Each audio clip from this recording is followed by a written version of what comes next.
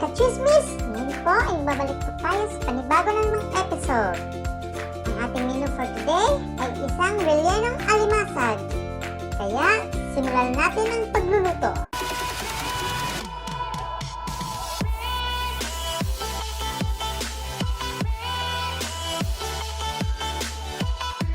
Ito po ang mga sangkap na ating gagamitin sa paggawa ng Rellenong Alimasag. Isang buong sibuyas na ginawang mince, 4 cloves of bawang na ginawang mince rin, minced carrots, carrots pala kasi dalawa pala yun, minced patatas, so it means dalawa yun, pamintang durog, 3 itlog, at isang green peas, 1/2 kilo of crab meat, at bayan ng alimasag o crab house. Magsisimula na tayo sa pagluluto. Maglagay ng oil sa pan. Ilagay ang bawang.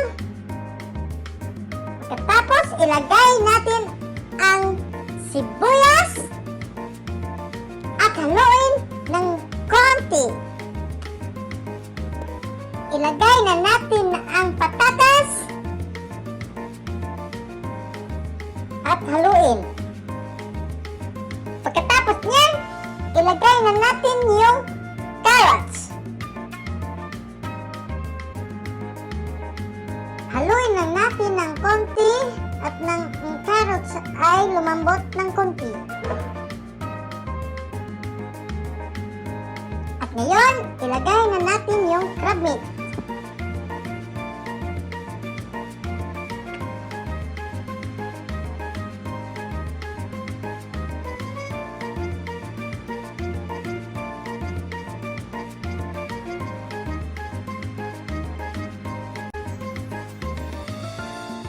Ilagay na po natin yung paminta.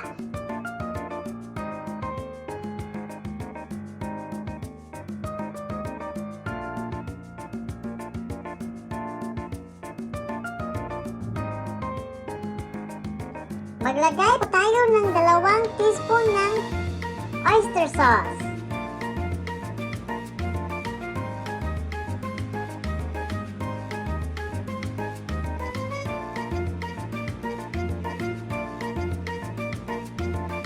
At 1 teaspoon ng Maggi Savor.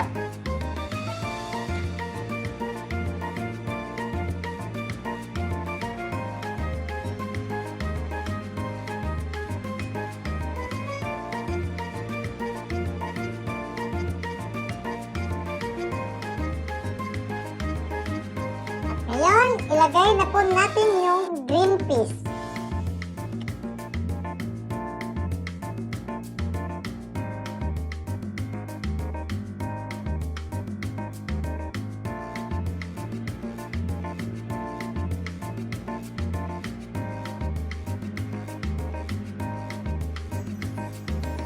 At ngayon, ilagay na natin yung scrambled egg. At haluin ng mabuti.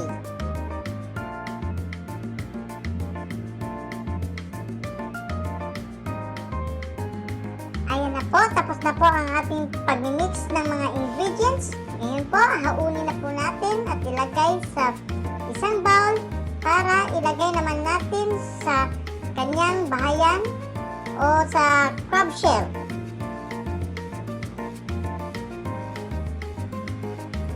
Ngayon po, ilagay na po natin sa crab shell.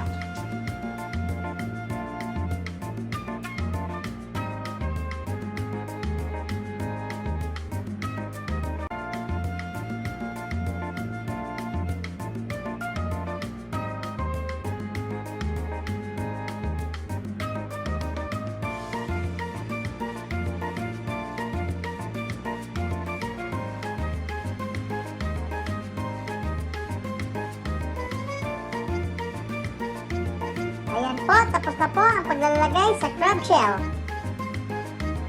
Yung isang itlog na natira po, i-scramble lang po natin para ilagay yun natin sa ibabaw ng crab shell para dumikit yung ibabaw at saka natin prituhin.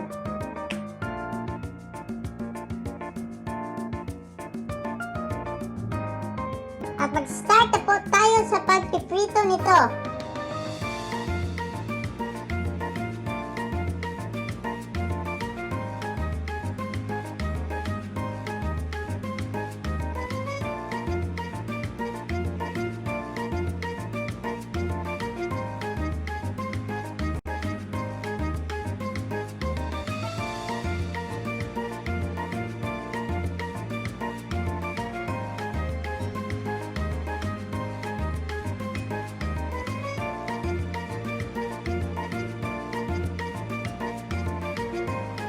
Haunin na po natin yung crab shell at dyan po nagtatapos ang ating pagluluto ng Rellenong Alimasag.